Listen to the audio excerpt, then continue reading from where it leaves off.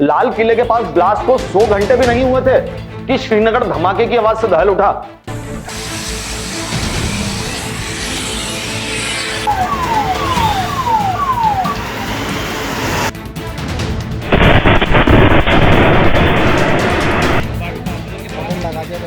सूत्रों की माने तो इस धमाके में 9 पुलिसकर्मियों की मौत हो चुकी है और घटना के बाद पूरे इलाके में हड़कंप मच गया है। नमस्कार, मैं हूं अर्पण कुमार, आप देख रहे हैं राजीव टाइम्स। आपको बता दें कि श्रीनगर के नौगाम में यह विस्फोट कल रात 11:15 पर हुआ, लगभग 11:15 पर, और पूरा मामला श्रीनगर के नौगाम पुलिस स्टेशन का है, जहां शुक्रवार देर रात भीषण विस्फोट हुआ, जिससे थाने का एक हिस्सा ढह गया और पार्किंग में खड़ी कई गाड़ियों में आग लग गई।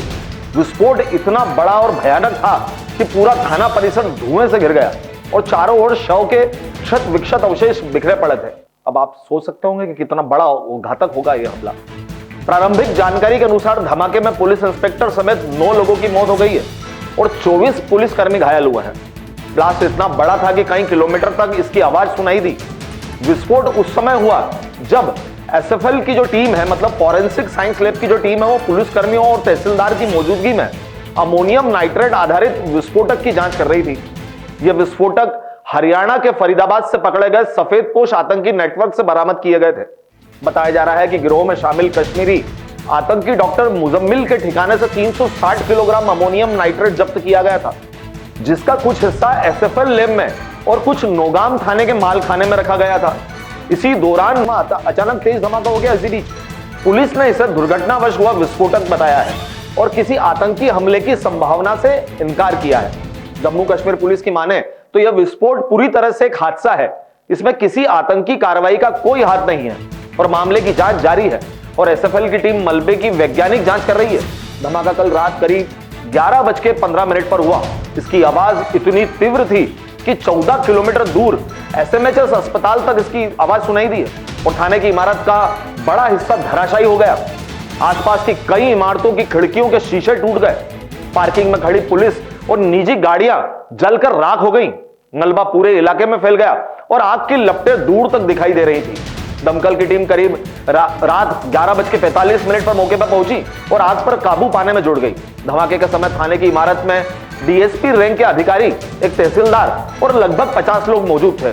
घायलों में 24 पुलिसकर्मी शामिल हैं। कितनी बड़ी घटना होगी आप सोच सकते हैं। कुल घायलों की संख्या 32 बताई जा रही है। 5 गंभीर घायलों को सेना के बेस अस्पताल में भर्ती कराया गया है, जबकि बाकी को श्रीनगर के विभिन्न अस्पतालों में ले जाया गया है।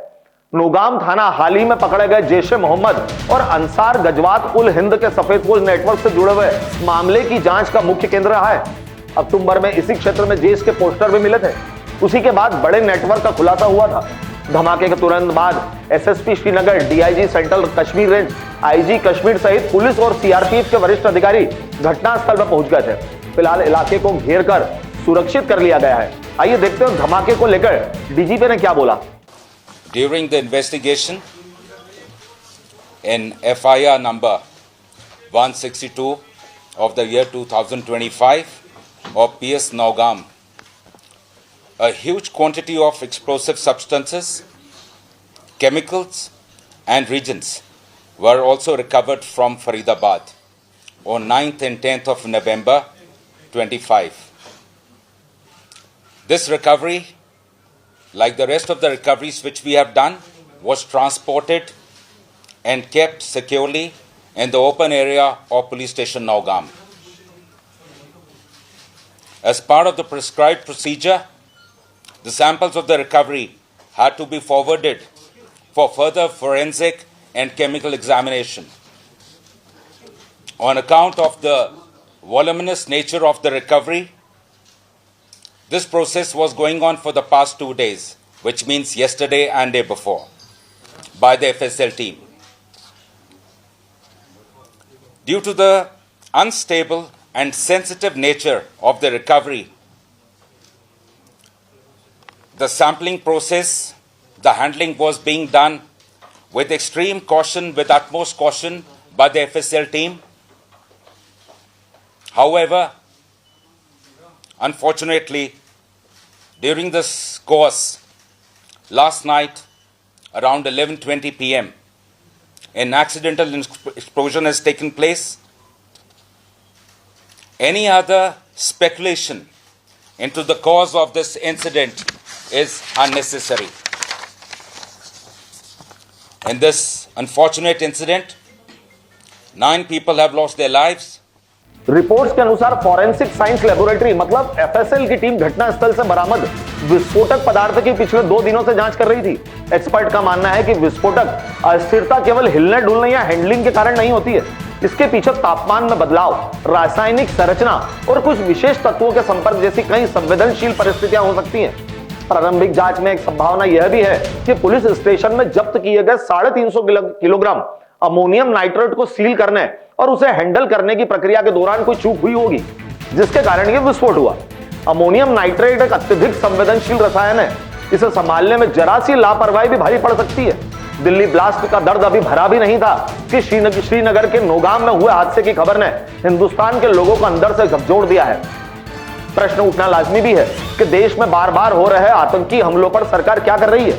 केवल हाई लेवल मीटिंग की बैठकों और जांच से कुछ नहीं होने वाला। इन आतंकियों के पनाहगारों को ठिकाने लगाना होगा, तब जाकर इस तरह की घटनाओं पर रोक लगेगी। सरकार को चाहिए कि ऐसे मामलों पर कड़ी कार्रवाई करे, जिससे आम जनता में भरोसा कायम हो। दिल्ली ब्लास्ट और श्रीनगर के इस विस्फोट पर आप सरकार को क्या राय देना चाहते हैं, कमेंट बॉक्स में हमें जरूर भेजें।